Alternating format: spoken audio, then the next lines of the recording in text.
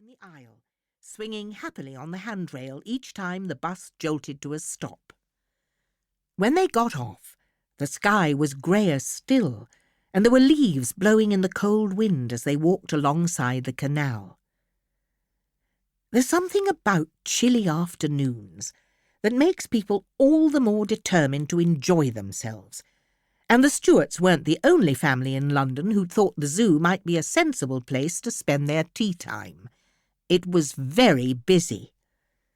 The children were immediately anxious to examine all the sweets in the gift shop window, while Mr. Stewart, having had a brief panic about whether he'd lost his wallet, found it and went to buy tickets. "Right, where to first?" he said, returning a moment later with a map. Imogen declared that she wanted to see a polar bear and make friends with it. "I don't think they have polar bears," said Mrs. Stewart, taking the map from her husband. "Why don't we wander past the monkeys and finish up at the penguins?" Imogen pursed her lips and frowned, but the idea of monkeys was a good one, and she quickly cheered up. After a few moments, both of her parents were having to shout at her to slow down. "Where does that monkey come from?" said Arthur, clutching his father's arm at the sight of a particularly large gorilla. Imogen was a few metres ahead, frowning at it with her face pressed to the wall of the enclosure. "Africa," said Mr. Stewart. "But most of them were born at the zoo. Look here, can you read the sign?" "This one's my favourite," said Imogen, wrinkling her nose and blowing air into her cheeks in an effort to look like the gorilla. "Can we take him home?" "You'll have to ask the zookeeper very nicely," Mrs. Stewart said. "But shall we have a look at the flamingos first?" Imogen started to shake her head and explain that she would much rather see the wolverines because their names sounded made up, when Mr. Stewart barked that everyone should follow him and marched off in the general direction of the lions. "Why are we going this way?" asked Mrs. Stewart. "Imogen wants to see the flamingos." "The wolverines," Imogen corrected. She was staring down at the map, which she'd stolen from her mother's handbag, and without looking where she was going, trod on the back of Arthur's shoe. "Well, Arthur wants to see the lions," said Mr. Stewart firmly.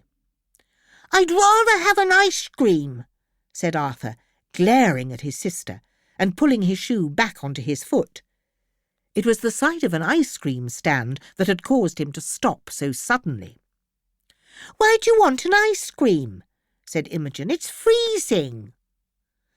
"Well, perhaps the flamingos would make a good compromise," Mrs. Stewart suggested.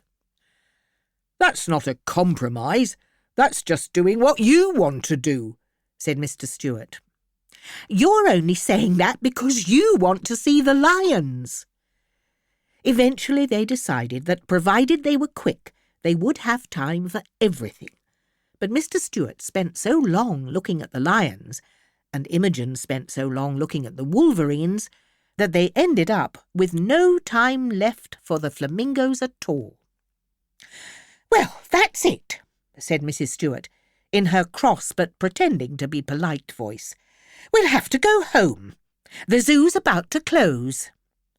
"But we haven't seen the penguins," cried Arthur. "You said we'd see them last." "We can have a quick look on our way out," said Mrs. Stewart reluctantly. "We have to go past them anyway." The penguins were outside, with their own beach and a great big pool of water that they were happily diving in and out of. Imogen watched them excitedly and cheered whenever one made a particularly big splash, while Arthur sat a short distance away from her, drawing a picture in his notebook. "Imogen, look!" said Arthur suddenly.